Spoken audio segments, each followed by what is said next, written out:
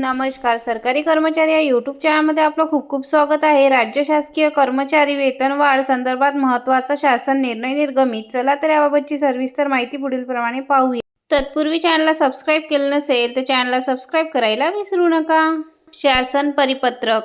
वेतन त्रुटी निवारण समिती 2024 ने केलेल्या शिफारशीनुसार दिनांक 13 फरवरी 2023 रोजीच्या शासन निर्णयात नवे सुधारित वेतन श्रेणीमध्ये वेतन निश्चिती करताना ज्या अधिकारी कर्मचाऱ्यांचे पूर्वीच्या असुधारित वेतन श्रेणीतील वेतनापेक्षा सुधारित वेतन श्रेणीमध्ये वेतन कमी निश्चित होत असल्यास अशा अधिकारी कर्मचाऱ्यांची त्या वेतन श्रेणीत पुढील टप्प्यावर वेतन निश्चिती करण्याबाबत वित्त विभागाच्या दिनांक 2 जून 2025 रोजीच्या शासन निर्णयान्वये मान्यता देण्यात आली आहे.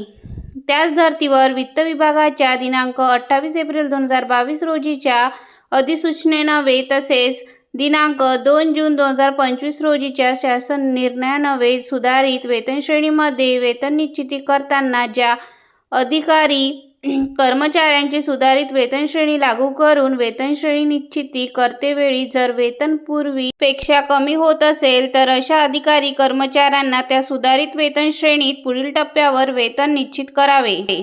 अशा प्रसंगी पदवीधर शिक्षकांचे मूळ वेतन दिनांक 1 जानेवारी 2016 रोजी कमी होत असल्यास महाराष्ट्र नागरी सेवा नियम 2019 मधील नियम 7(1) नुसार त्याच वेतनश्रेणीतील पुढील टप्प्यावर निश्चित करण्यात यावे असे निर्देश देण्यात आले आहे. याबाबत पुढील टप्प्यावर निश्चित करण्यात येत असताना लेखा व कोषागार कार्यालयातील वेतन पडताळणी पथकाने काटेकोरपणे तपासणी करून त्यास नंतर वेतन निश्चिती अंतिम करून कार्यवाही करण्याचे निर्देश देण्यात आले आहेत. सुधारित वेतनश्रेणी व समितीच्या शिफारशी लागू करताना वित्त विभागाच्या दिनांक 2 जून 2025 रोजीच्या शासन निर्णयातील अटी व शर्ती लागू राहतील असे नमूद करण्यात आले आहेत. यामध्ये काही प्रसंगी सहाय्यक शिक्षक यांचे वेतन दिनांक 1 जानेवारी 2016 रोजी S13 मध्ये आणि सहाय्यक शिक्षक पदावरून पदवीधर शिक्षक म्हणून नियुक्ती झालेल्या पदवीधर शिक्षकांचे वेतन S14